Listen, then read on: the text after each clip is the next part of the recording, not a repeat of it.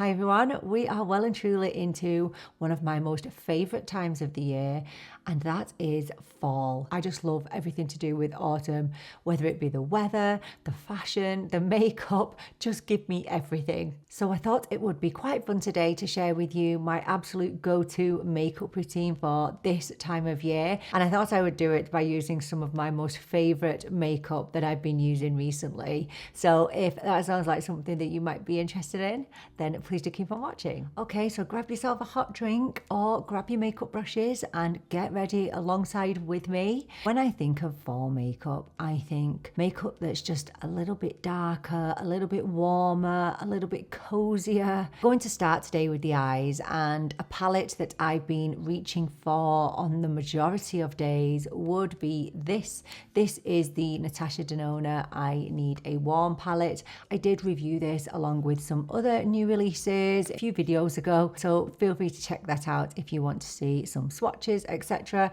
It's just full of warm and neutral shades, just perfect for this season. So I've already prepped my eyes with the e.l.f. Lock It Down Primer. It's amazing if you are going to be using shimmer on the lids. I'm actually going to go in with my MAC 224, and I'm going to go in with this warm shade here called Ripe. It's a really perfect transition shade. So you'll have to let me know in the comments what you think of this time of year. Do you love it as much as I do, or are you more of a summer kind of person? I would choose a comfy jumper and a big coat over a shorts and a t-shirt any day of the week. I mean, my absolute favourite time of the year is the next season, because that means it's going to be Christmas. And you just can't beat Christmas in my eyes. I literally wish my life away so that it would be Christmas. I know, it's pathetic. Can you see how warm that colour is? I love it. And then I'm going to go in with the shade here, which is Fervor, which is just a little bit deeper. And I'm going to go in with my Zoeva 227, and I'm just going to take that into just above the crease. As I always say, I don't really go into the crease with my eyes because my crease is so far back in my head. Obviously, I forgot to say as well that my brows are already done, and the products that I used are listed in the description box below. These shades literally do blend themselves. I think that's why it's such an easy palette to reach for. And then I'm going to take my Sigma E25, which is a blending brush. I'm going to dip into this shade here, which is called Soft Spot. And I'm just going to pack that onto the outer corner and blend up.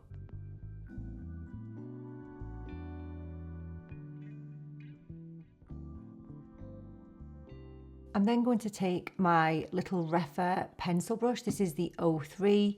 Then I'm going to dip into Soft Spot and just bring it under the lash line.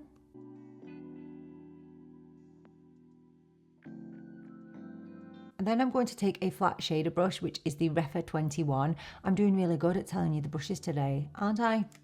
I don't usually, so I'm really chuffed with myself.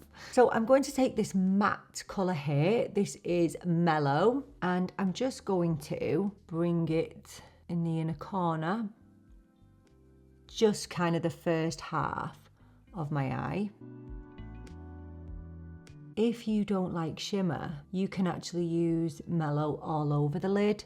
As you know, I cannot go without using a little bit of shimmer on the lids. So I'm going to dip into my favourite shimmer in here, which is this one. This is called Homey. Look at that, it's just gorgeous. And I'm just going to bring that just in the middle here. And you can just, with your finger, just blend it into the darker matte colour in the outer corner of your eye. Absolutely love that shade, it's gorgeous. And then I'm going to go in with the shade Elm, and I'm just going to take this right on the inner corner. I'm then going to go in with this kind of neutral brown here, which is called Bim, and I'm taking my Sigma E06. This is brilliant for giving you a little wing if you don't want to use a liquid liner. Now, I don't really do many wings, but I sometimes like to use this brush just to kind of continue the lower lash line. Okay, we will be cleaning up the eyes shortly, but first I'm going to move on to mascara. And the mascara of choice for today is going to be this one. This is the Benefit FanFest. This has fast become one of my most favourite mascaras. I've just found myself reaching for it more and more. If I'm going out or I want a little bit more impact, this is definitely one that I will reach for. It just gives you a really nice amount of length, volume, and it does exactly what it says it's going to, which is fans out your lashes. The brush is slightly curved, which helps to just wrap around your lashes, and it definitely clings onto your lashes. That's really important for me so that I actually know that it's doing something. Right, let's get this on.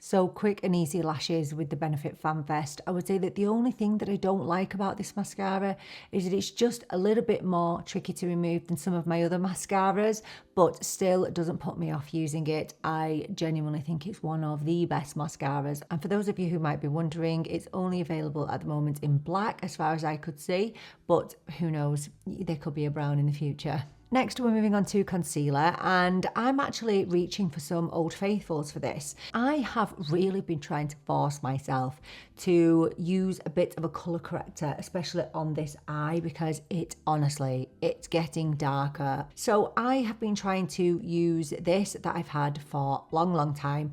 This is the Nars Radiant Creamy Colour Correction. I am not a big fan of the Nars Creamy Concealer, but this isn't bad. This is in the shade medium, and I've just been using it by just tapping the tiniest little amount. I don't like to use colour correctors because it's just adding more product to your under eyes that my mature under eyes does not need. Using just the teeny tiniest amount is kind of helping to neutralise that darkness just a little bit. Still dark, but it is what it is. I'm learning to accept and just live with my dark under eyes, because I know that I'm not the only one. There are lots of other people who have dark under eyes. This eye's not as bad, so we'll just pop a tiny bit under there.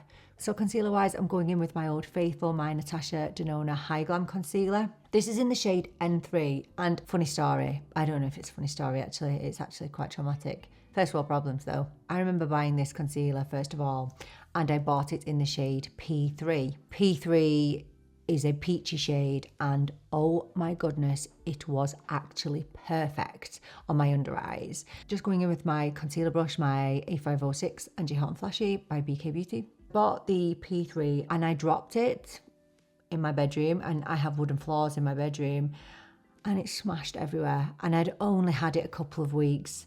Talk about devastation. We've all been there. We've all smashed something, but this was, it was brutal. And then when I decided to replace it, because I love this concealer so much, I decided to get a neutral shade instead. I don't know why, because it's too light. When this runs out, I will get the P3 next time, because a peachy colour will colour correct your under eyes so that you don't have to actually use a colour corrector.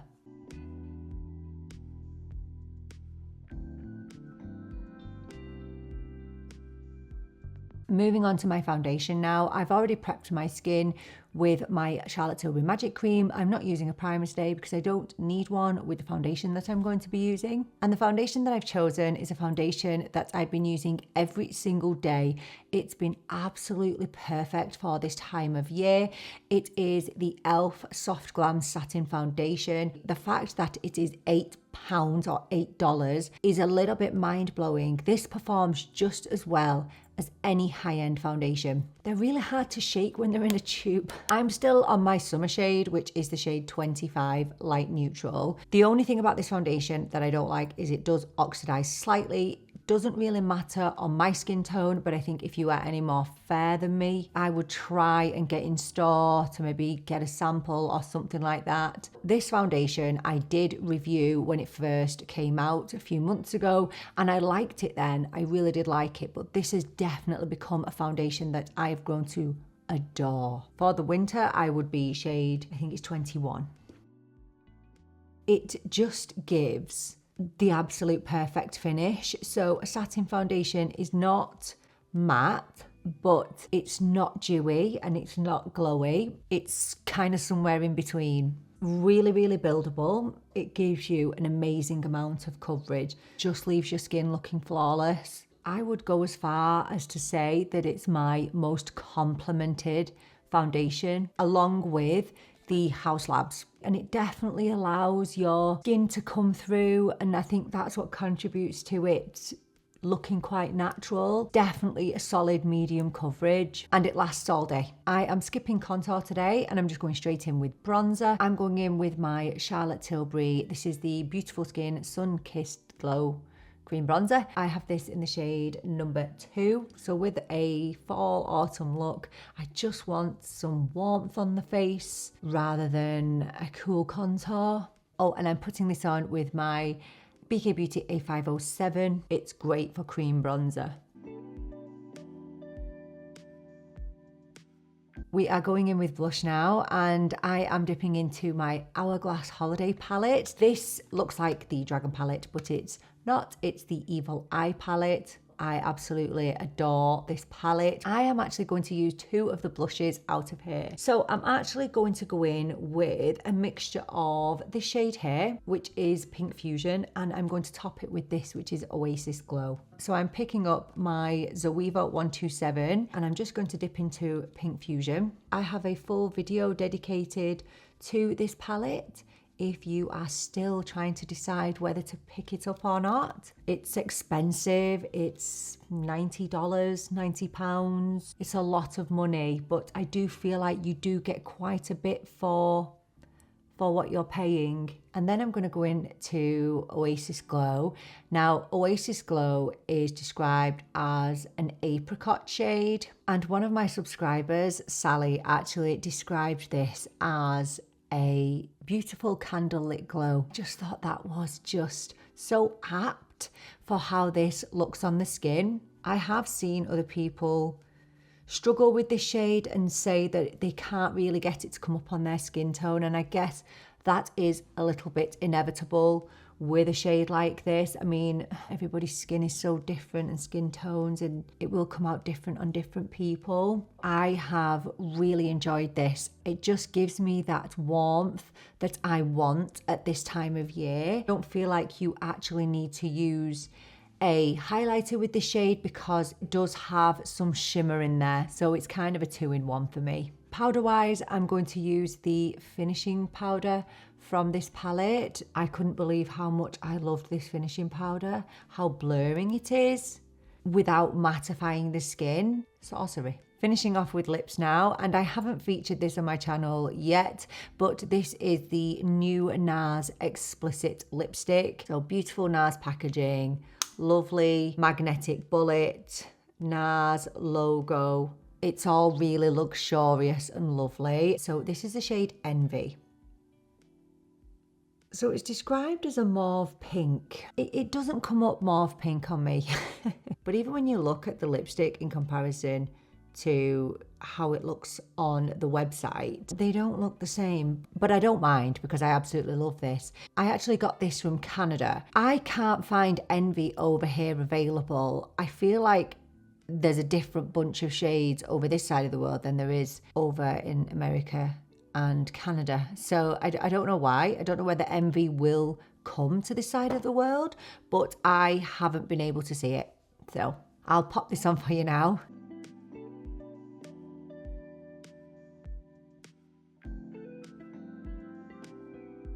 So that is the shade Envy.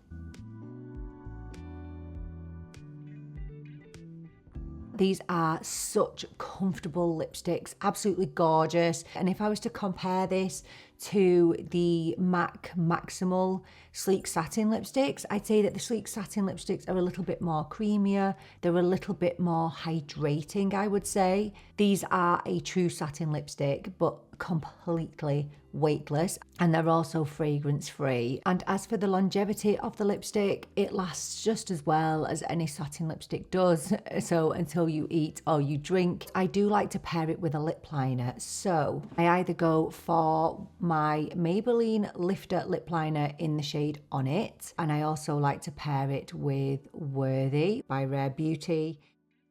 I'm going to go for the warmer shade. I'm going to go for Worthy. Now I know you're supposed to do lip liner first, but I just wanted to show you the lipstick on its own.